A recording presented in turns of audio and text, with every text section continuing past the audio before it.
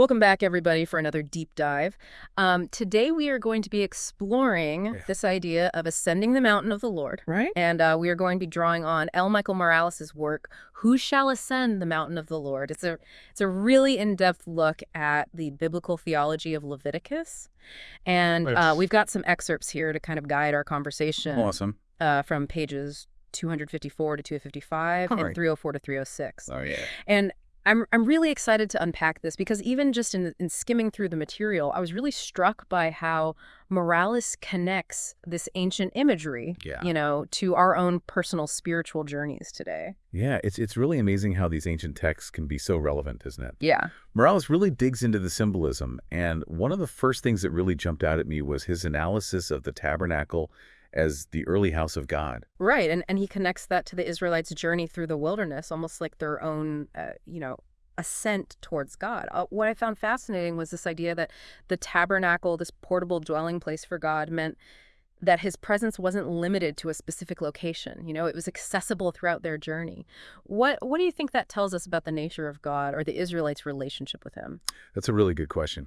I think it speaks to God's accessibility and his willingness to accompany his people, even in the midst of their wanderings. He wasn't waiting for them to reach some perfect destination before revealing himself.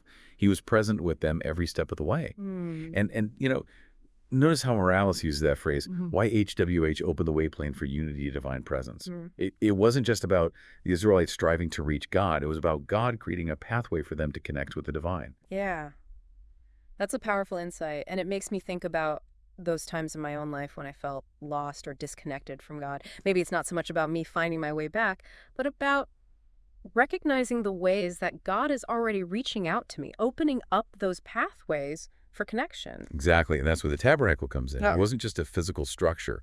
It was a tangible representation of God's presence accompanying them on their journey. Morales even compares the tabernacle to a growing kingdom, which I see as a reflection of our own spiritual growth. Yeah.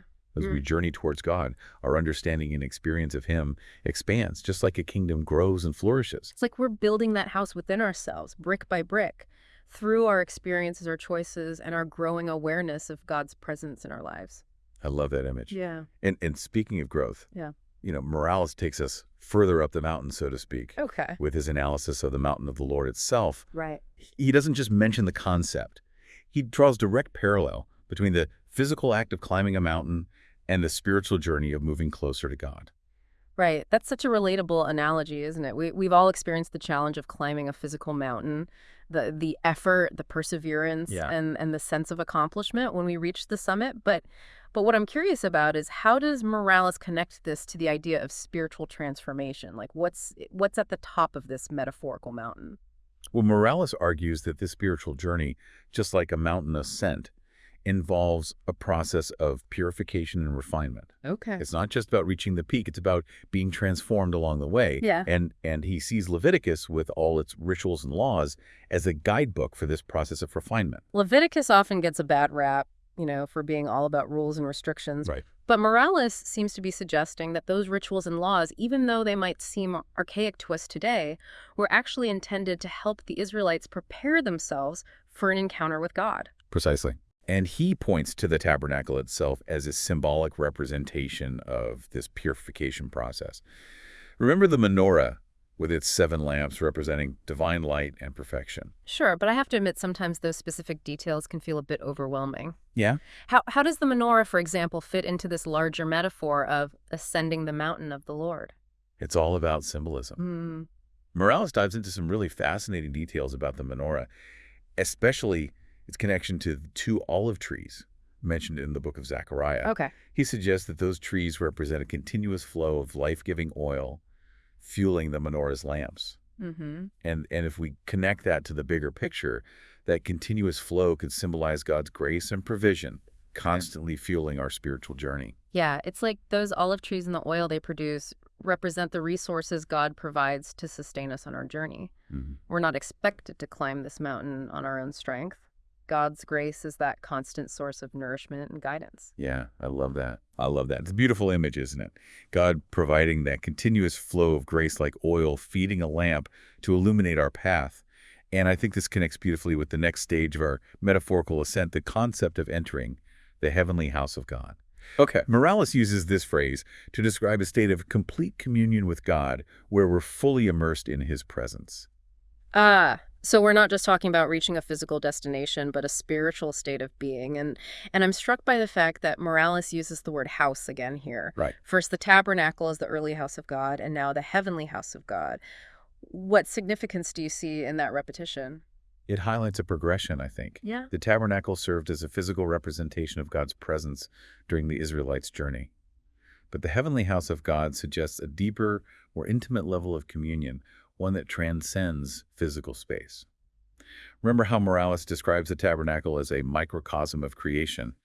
Perhaps he's suggesting that achieving harmony with God involves aligning ourselves with the very order and beauty of the cosmos. It's like that inner house we were talking about earlier, that dwelling place for God within us, also reflects a kind of microcosm of creation. As we grow in our understanding and experience of God, we become more aligned with his purposes, more in tune with the rhythms of his creation. And that alignment, I think, is crucial to understanding what Morales is getting at with this whole concept of ascending the mountain of the Lord. It's not just about reaching a peak or achieving some kind of spiritual superiority. It's about becoming more like God, reflecting his character, and living in harmony with his creation. And Leviticus, with all those seemingly obscure rituals and laws, provides a kind of blueprint for that process of becoming more like God. It's easy to get lost in the details, but Morales seems to be suggesting that those rituals weren't just about empty observance.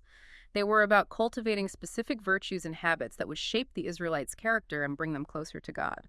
Exactly. And one of the key elements Morales highlights is the rendering of the first fruits of the harvest. It's not just about offering a portion of their crops to God. It's about acknowledging God's provision in their lives and responding with gratitude and generosity. It's about recognizing that everything we have ultimately comes from God and using those gifts in a way that honors him. That reminds me of the saying, it's not about what we do, but about the spirit in which we do it. It's about cultivating a heart posture of humility and surrender, acknowledging that we're not the source of our own blessings, but rather recipients of God's abundant grace. Absolutely. Yeah. And that outward expression of gratitude and generosity connects beautifully with what Morales calls the ethical dimension of this spiritual ascent. Yeah. He argues that ascending the mountain of the Lord isn't just symbolic. It requires concrete actions that demonstrate our love for God and for our neighbor. And he points to a specific verse in Leviticus chapter 19, verse 18 as a prime example. Ah, yes. Love your neighbor as yourself. It's a command that echoes throughout the Bible, but it's a particularly striking in the context of Leviticus, with all its focus on rituals and purity. How does Morales connect this seemingly simple command to the larger concept of ascending the mountain of the Lord? He sees it as the culmination of the entire journey. All those rituals, all those laws, ultimately point towards this fundamental principle of love. We can't truly ascend the mountain of the Lord. We can't fully enter that heavenly house of God without embracing this radical call to love our neighbors as ourselves. It makes you think about how our personal spiritual journeys are intertwined with our responsibility to the world around us. We can't separate our love for God from our love for our neighbor. It's all part of the same ascent. And that's where Morales' concluding vision comes in that beautiful image of YHWH returning to Zion and dwelling in the midst of his people. It's not just about individual salvation, it's about collective restoration and reconciliation. It's about God's kingdom coming on earth as it is in heaven. That vision feels so relevant today, especially in a world that often feels so divided and fractured. Morales seems to be suggesting that our individual ascents, our personal journeys towards God, are ultimately contributing to a larger movement towards unity and healing. It's a powerful reminder that our actions have ripple effects. Our choices to love, to forgive, to extend grace, all contribute to creating a world that reflects God's kingdom. And it all starts with that inward transformation, that purification process that Morales describes as being so central to ascending the mountain of the Lord. It makes me think about the parable of the mustard seed, how something so small can grow into something so vast and life-giving. Maybe our individual efforts, even when they feel insignificant, are actually planting seeds of hope and healing in the world. I love that image. It reminds me that we're all part of something much bigger than ourselves. And even when the journey feels challenging, even when we stumble or lose our way, we can trust that God is working through us, guiding us towards that ultimate vision of unity and restoration. Yeah, it really is inspiring to think that even our smallest acts of love can contribute to something so much larger than ourselves. It reminds me that this journey of ascending the mountain of the Lord isn't just about personal piety, it's about engaging with the world in a way that reflects God's love and justice. Yeah, you hit the nail on the head. Remember how Morales emphasized that the tabernacle was a microcosm of creation? It's like he's saying that as we draw closer to God, we're also called to care for his creation, to work towards a world where everyone can flourish. And that connects directly back to that central command from Leviticus, love your neighbor as yourself. It's not just a feel-good sentiment, it's a call to action, a challenge to live out our faith in tangible ways. Absolutely. Morales makes it clear that ethical living isn't an optional add-on to our spiritual journey. It's the very heart of it. He seems to be suggesting that we can't truly experience the fullness of God's presence without extending that same love and compassion to those around us. It makes me think about those times when I've felt most disconnected from God. Often it's when I've been too focused on myself, too caught up in my own little world, and haven't been paying attention to the needs of others. That's a profound insight. It reminds me of the story of the Good Samaritan. The priest and the Levite, both religious figures, pass by the injured man, but it's the Samaritan, someone considered an outsider, who stops to offer help. Maybe it's in those acts of compassion, those moments when we step outside of ourselves, that we truly encounter God. It challenges me to think about how I define love. It's not just about warm, fuzzy feelings. It's about taking concrete actions to care for others, to advocate for justice, to work towards a world where everyone can experience God's love and provision. And that's where Morales' hopeful vision of YHWH returning to Zion and dwelling in the midst of his people becomes so powerful. It's not just a pie-in-the-sky dream. It's a tangible picture of what's possible when we embrace this call to love and unity. It's a vision of a world transformed by God's presence, a world where brokenness is healed, relationships are restored, and justice prevails. It makes me think of the prophet Isaiah's words.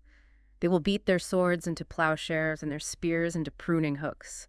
Nation will not take up sword against nation, nor will they train for war anymore. It's a beautiful image, isn't it? Mm. And while it might feel like a distant reality in our current world, Morales reminds us that we're not just passive bystanders. We're active participants in this unfolding story of redemption.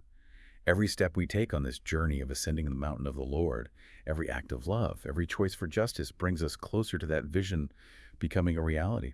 It's both a challenging and comforting thought, isn't it? Challenging because it requires us to step outside of our comfort zones, to confront injustice, to extend grace, even when it's difficult but comforting, because it reminds us that we're not alone in this journey. God is with us every step of the way, and we have each other, a community of fellow travelers supporting and encouraging one another. That sense of community is so crucial. Remember the Israelites wandering through the wilderness. They didn't do it alone. They had Moses, they had the elders, they had each other. And even when they grumbled and complained and questioned God's plan, God never abandoned them. And God won't abandon us either. No matter how lost or discouraged we may feel at times, that invitation to ascend the mountain of the Lord remains open to us. The path is always there, waiting to be rediscovered. It's a lifelong journey, isn't it? Yeah. And it's not about achieving perfection or reaching some final destination. It's about the continual process of drawing closer to God, of becoming more and more aligned with the divine, and of allowing that transformation to overflow into the world around us. So as we wrap up this deep dive into the concept of ascending the mountain of the Lord, we invite you, dear listener, to reflect on your own journey. Where are you on your own ascent? What challenges are you facing? What steps can you take today to continue moving towards God, towards wholeness, towards a more just and compassionate world? Remember, you don't have to climb alone. God's grace is always there to guide you, and there's a community of fellow travelers ready to offer support and encouragement along the way. Thanks for joining us on this incredible journey. Until next time, keep seeking, keep climbing, and keep believing in the transformative power of God's love.